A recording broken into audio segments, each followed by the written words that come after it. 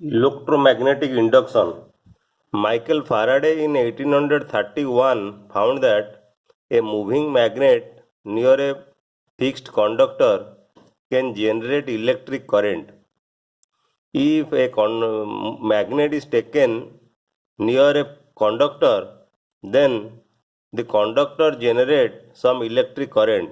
This was the invention, a discovery of Michael Faraday in 1831. To know about electromagnetic induction, we have to perform an experiment. Consider a coil having large number of turns. The coil is connected to a galvanometer. What is a galvanometer? Galvanometer is an instrument which measures very small current. This is a galvanometer. The pointer of the galvanometer is always in zero position. This is the zero position of the galvanometer. It can deflect either to the left or to the right. Depending on the direction of the current, it either deflect to left or to right. So this is a coil having large number of turns and the coil is connected to a galvanometer. This is the galvanometer and this is a bar magnet. This is the north pole of the bar magnet and this is the south pole of the bar magnet. If you take the north pole of the bar magnet towards the end B of the coil, then you will find there is momentary deflection in the needle of the galvanometer.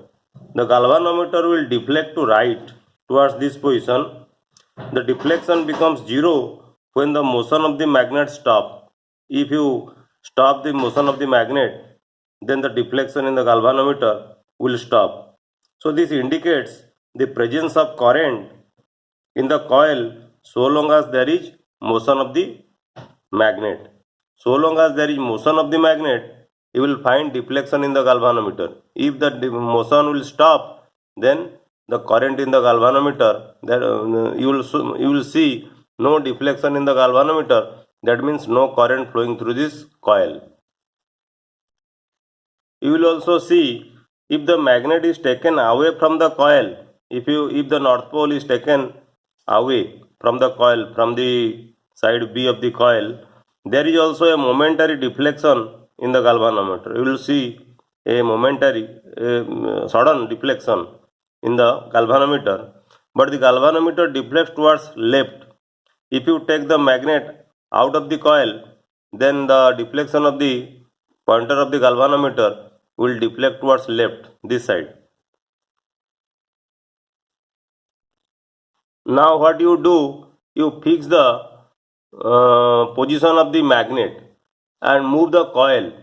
If you take the coil towards the north pole of the galvanometer, then also you will see deflection in the galvanometer towards right. If you take the coil away from the magnet,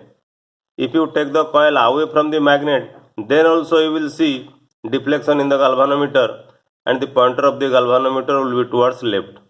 But if you will not deflect if you will not take the coil anywhere, that means if you fix the position of the coil, there you will see no deflection in the galvanometer.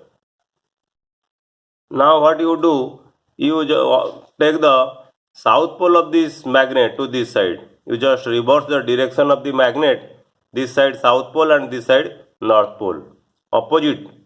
Then you will find the deflection in the galvanometer just reverse as in the previous cases.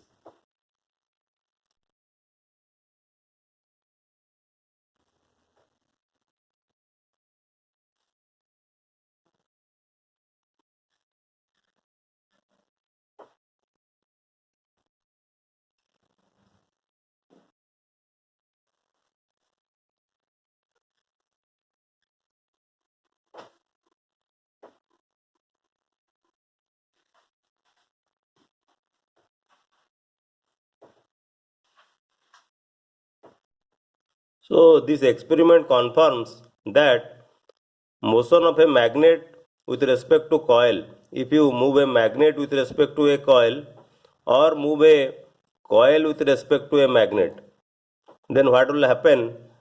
It induces a potential difference in the circuit. A potential difference will be induced in the circuit. Motion of the magnet with respect to the coil or motion of the coil with respect to a magnet induces a potential difference in the circuit.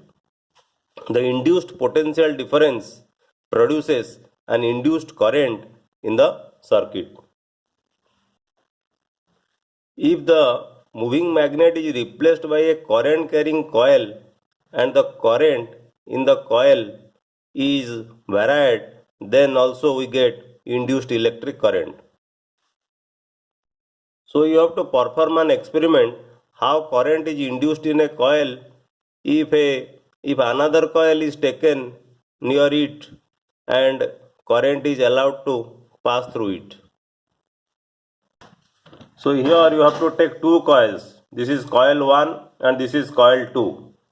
In coil 2 you have to connect a galvanometer, and in coil 1 you have to connect a battery with a key.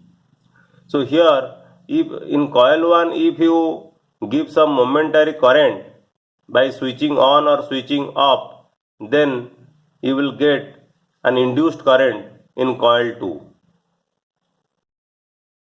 So take two different coils of copper wire having large number of turns.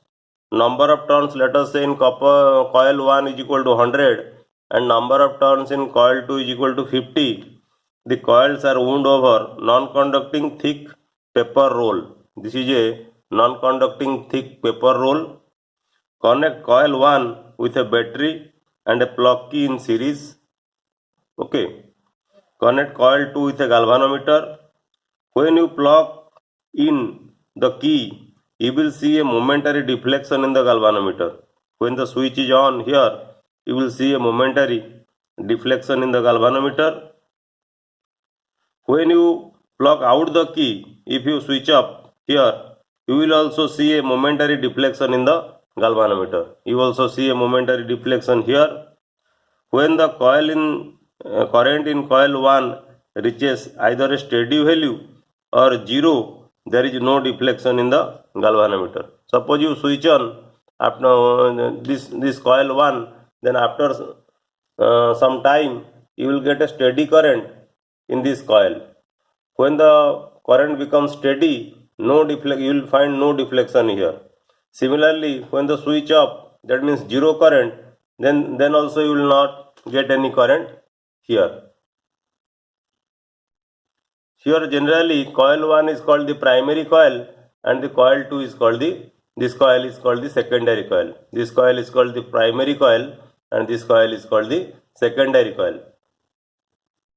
So what observation we get from this experiment? A potential difference is induced in the secondary coil whenever electric current in the primary coil is changing. Changing of current means either you starting or stopping. When you start, you are increasing the current, so it is changing. When you stop, you are decreasing the current, so you are changing. At a steady current, there is no change in the current. So changing means either switching on or switching off.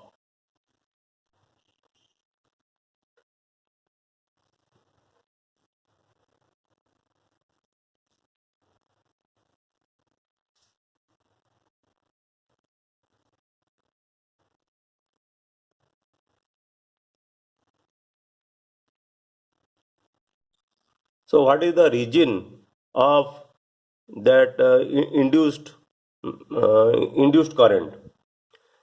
In the as the current in the primary coil changes, the magnetic field associated with it also changes. Thus, the magnetic field lines around the secondary coil also change. The change in magnetic field lines associated with the secondary coil is the cause of induced electric current. Remember, the change in magnetic field lines associated with the secondary coil is the cause of induced electric current. So what is electromagnetic induction? The process by which a changing magnetic field in a conductor induces a current in another conductor is called electromagnetic induction. Okay, the process by which a changing magnetic field in a conductor induces a current in another conductor is called electromagnetic induction. In practice, we can induce current in a coil in two ways, either by moving the coil in a magnetic field or by changing the magnetic field around it. Changing the magnetic field means by changing the current. So in most of the situation, it is convenient to move the coil in the magnetic field. The induced current is highest. You will see by experiment the induced current is highest when the direction of motion of the coil is at right angles to the magnet direction of the magnetic field. Okay.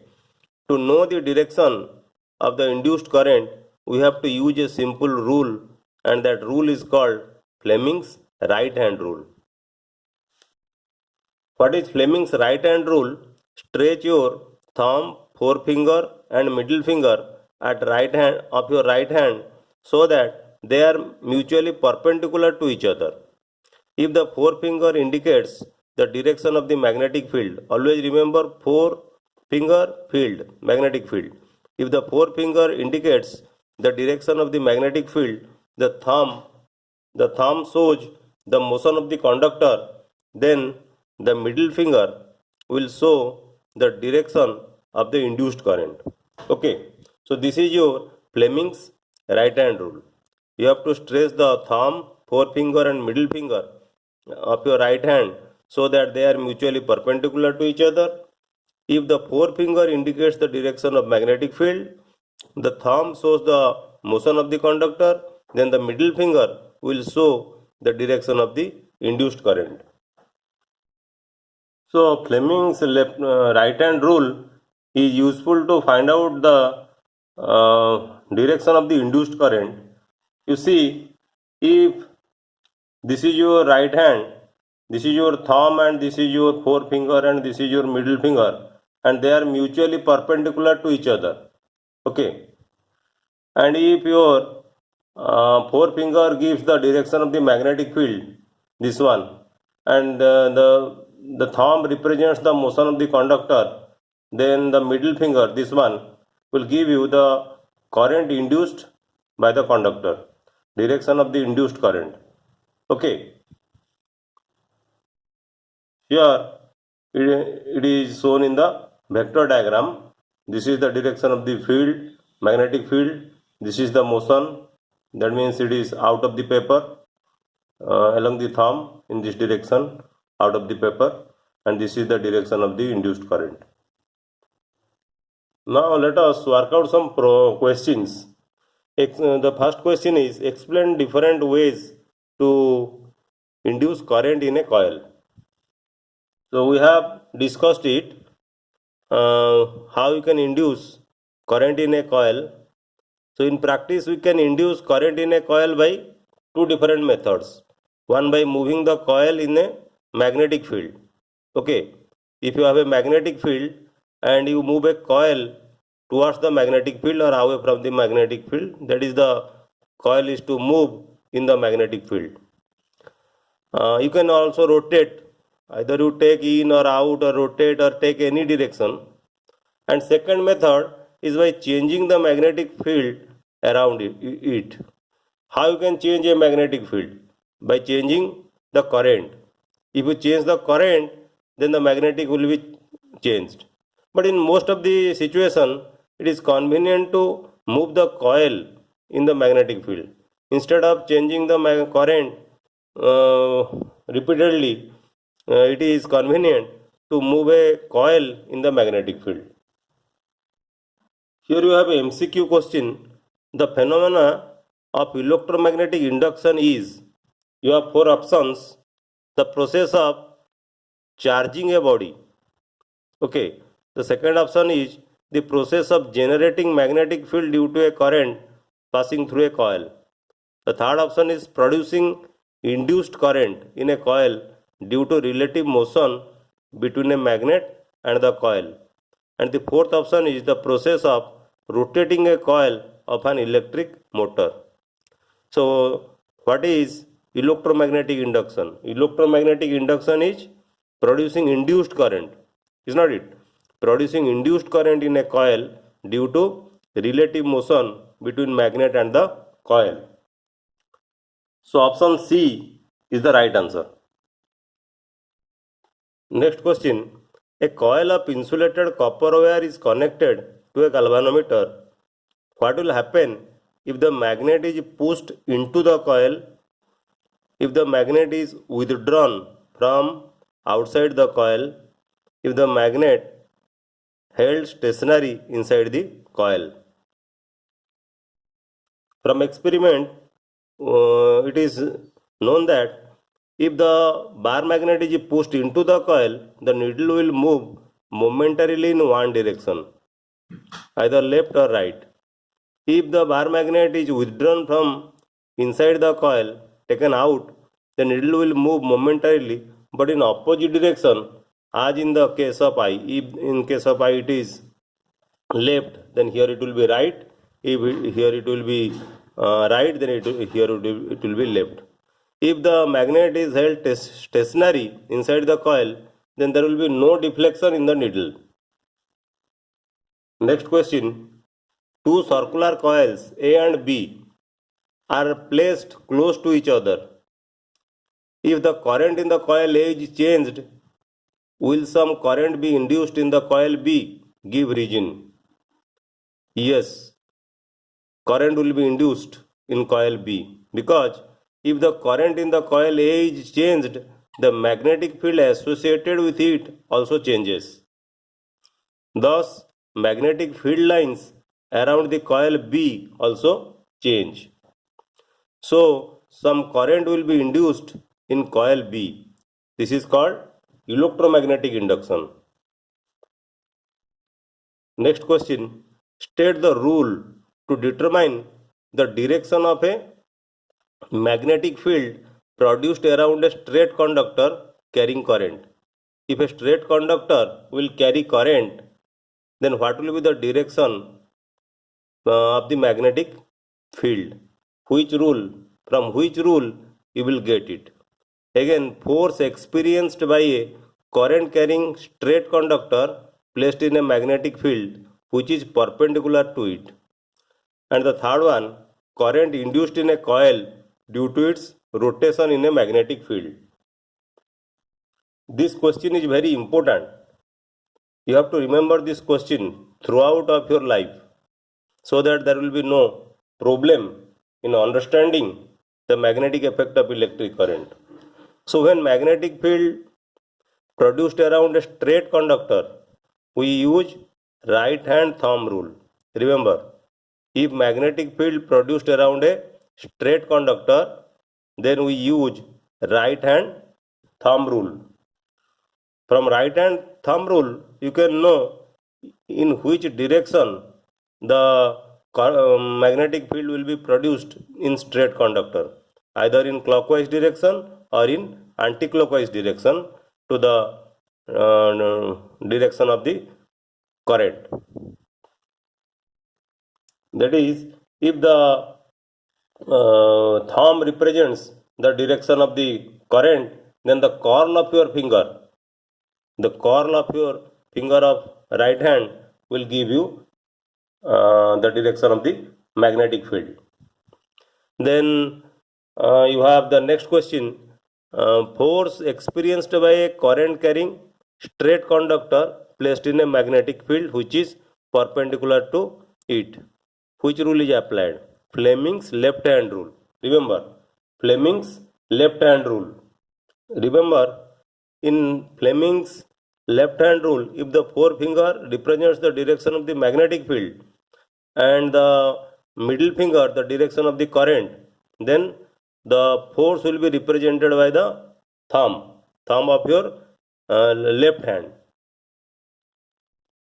Similarly, you will see if a coil is rotated in a magnetic field, then the direction of the induced current is given by Fleming's right hand rule. So in this video we have discussed about electromagnetic induction, Fleming's right hand rule, and also some questions relating to electromagnetic induction. Thank you.